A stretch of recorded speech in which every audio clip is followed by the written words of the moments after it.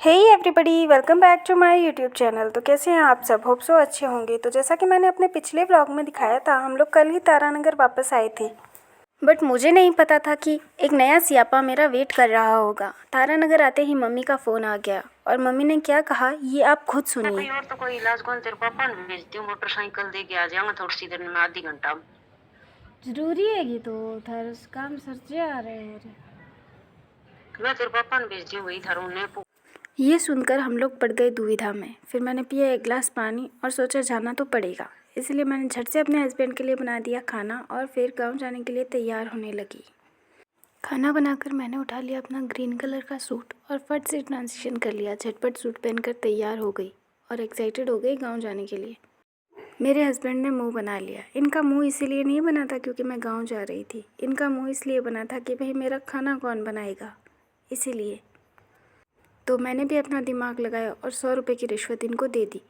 ये 100 रुपये की रिश्वत लेकर झट से तैयार हो गए। इन्होंने उठा लिया मेरा बैग और बोले सारी नौटंकी ख़त्म, अब तो तुझे जाना पड़ेगा। पकड़ के मेरा हाथ छोड़ आए मुझे।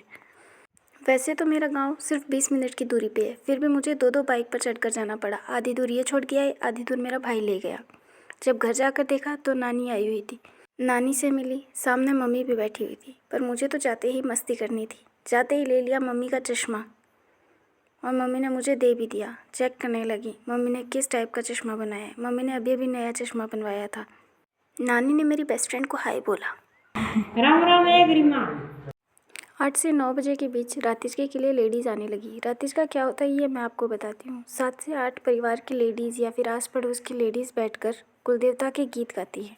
सिर्फ कुलदेवता के नहीं बल्कि सारे भगवानों के गीत गाती हैं, पर पहले 5 गीत कुलदेवता के होते हैं। और ये घूंघट इसीलिए निकालती है क्योंकि हमारे कुलदेवता भूमिया जी हैं, जिन्हें हम दादाजी बोलते हैं। तो वो इस हिसाब से इनके ससुर जी हो गए, 4-5 पीढ़ी पहले के ससुर जी। फिर बाद में ये घूंघट हटा लेती हैं और फिर नॉर्मली गीत गाती हैं। भूमिया जी के 5 गीत होते हैं स्टार्टिंग में, और फिर बाद में बजरंगबली के, खाटू श्याम जी के, हर एक भगवान के गीत गाए जाते हैं। ये ना एक इंटरेस्टिंग रिचुअल होता है। इसमें सूखी मेहंदी भिगोई जाती है, जो बहुत पुराने टाइम से चली आ रही है, जब कोन वगैरह नहीं हुआ करते थे। बूढ़ी बडेरी लेडीज़ आज भी यही लगाती है, पर मॉडर्न बहुओं के लिए अब कोन लाने लग गए हैं। रातिजके का समापन सुबह 4 बजे होता है। उन्हें ये गुड़, सूंठ मसर का और एक बिस्किट का पैकेट देकर रवाना किया जाता है। सूंठ मसर का चावल के आटे और चीनी से बनता है। फिर मैंने भी क्या शुरू कर दिया मेहंदी लगाना। आज मुझे बीच में गोला बनाकर ओल्ड फैशन मेहंदी लगानी थी, बट मैं कुछ अच्छा करने जाती हूँ, वो कहते हैं ना, कर्म करने जाती हूँ और कांड हो जाता है। ये सिक्का मेरे हाथ से चिपक गया, मेहंदी ख़राब हुई वो अलग। ये देखिए, बहुत ज़्यादा कोशिश करने के बाद कौन से इसे निकाला, पर मेरी मेहंदी पूरी तरह ख़राब हो गई थी। 4 बजे के आसपास सारी लेडीज़ जा चुकी थी और मैं भी सो गई। जब सुबह उठी तो देखा दिन सर पे चढ़ गया था। बहुत ज़्यादा उजाला हो चुका था, थोड़ी थोड़ी धूप भी निकल गई थी, पर मौसम ठंडा था, इस वजह से वीडियो में इतना पता नहीं चल रहा है, पर मैं वाकई में लेट उठी थी। और वैसे भी गाँव में किसी चीज़ की टेंशन नहीं होती है ना, इसलिए बहुत अच्छी नींद आती है। मैरिड लड़कियाँ इससे रिलेट कर पाएंगी। बहुत ज़्यादा सुकून की नींद आती है, ना सुबह काम का टेंशन ना कुछ और ये है हमारा छोटा सा घर। बरामदा है, बरामदे में कृष्ण राधा जी की फ़ोटो लगी हुई है और मैं आपको दूर से भी इसका व्यू दिखाऊंगी। ये देखिए, यहाँ अनाज के कट्टे भी रखे हुए हैं। हमारे यहाँ गांव में ऐसा ही होता है, लगभग बरामदे में ही रखते हैं अनाज के कट्टे, और जिनके एक्स्ट्रा रूम होते हैं वो एक्स्ट्रा रूम में रखते हैं। उसके बाद क्या, मेरे पापा हैं नेचर लवर, उनको पौधे लगाने का बहुत ज़्यादा शौक़ है। उन्होंने मुझे सुबह सुबह पौधों को पानी देने का काम सौंप दिया, पर मैं कर रही थी कुछ उल्टे सीधे काम करके अपना टाइम पास, क्योंकि मुझे ये काम सबसे ज़्यादा बोरिंग लगता है।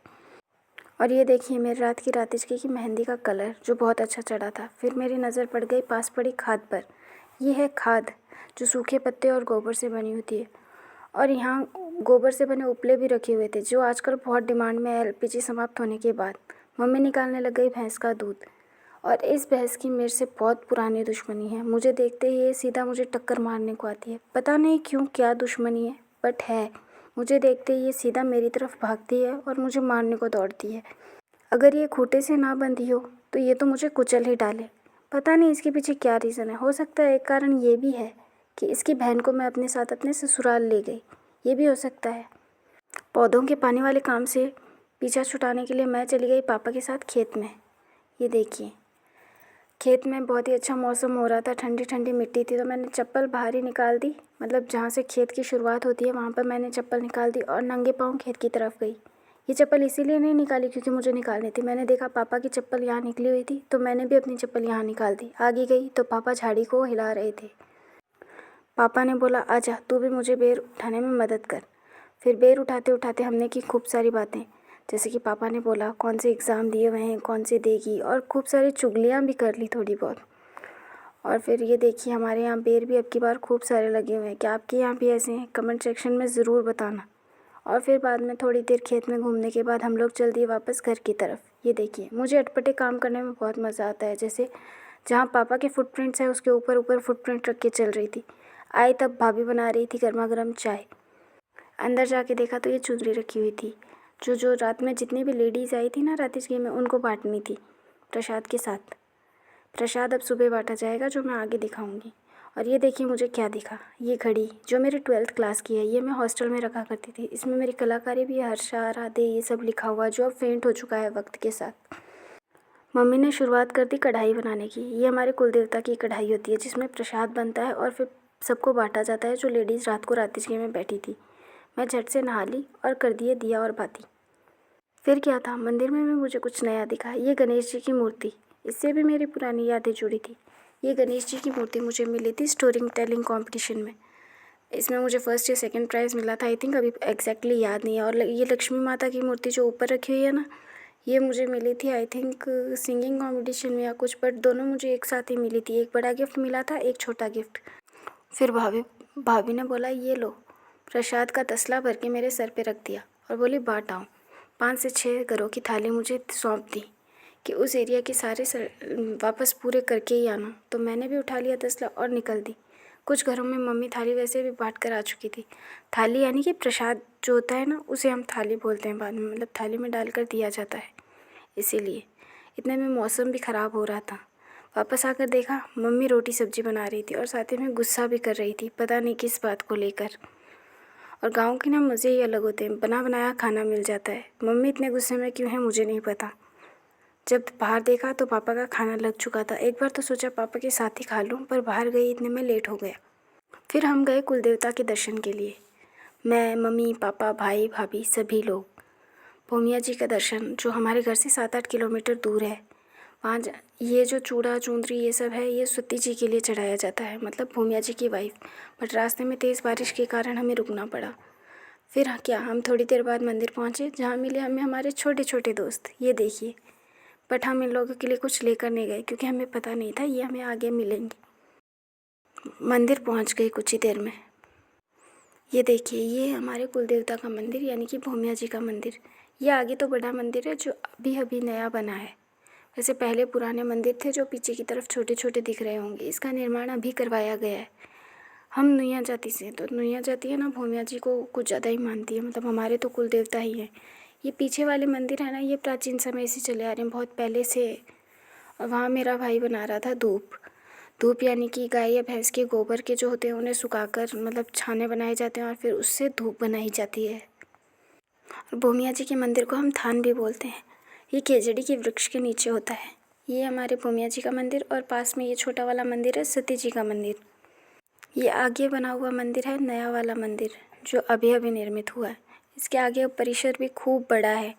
पापा और मम्मी लगाने लग गए धूप, हम लोग धूप बोलते हैं, वैसे आपकी लैंग्वेज में बोलें तो दर्शन करने लग गए भूमिया जी के। ये है हमारे भूमिया जी, हमारे कुल देवता, जिनका नाम भीलाराम जी भी है। और इन्होंने ना गायों की रक्षा के लिए अपनी जान दे दी थी, इसीलिए ये हमारे कुलदेवता के रूप में पूजे जाते हैं। और सती जी ने इनके पीछे अपनी जान दे दी थी। पापा आ गए बाहर और लग गए फ़ोन पर बातें करने। अब मैं आपको दिखाती हूँ सती जी का मंदिर। ये देखिए ये हमारी सती दादी, जिनका नाम पारी सती दादी भी है।